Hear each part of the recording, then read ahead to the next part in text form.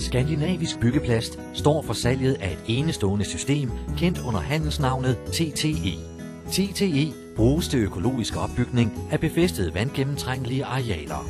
Det økologiske TTE-system betyder direkte nedsivning af regnvand, iltning af jordbunden og bevarelse af jorden som biofilter.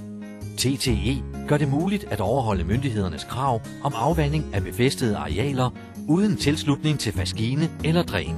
TTE-armering forener belægning og bærelag i et.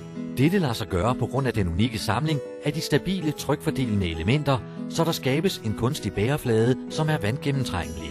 TTE kan fyldes med jord og isås græs. Alternativt kan der ilægges betonsten.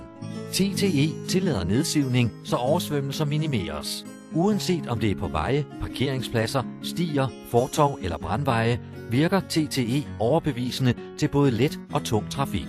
TTE fra Skandinavisk Byggeplast.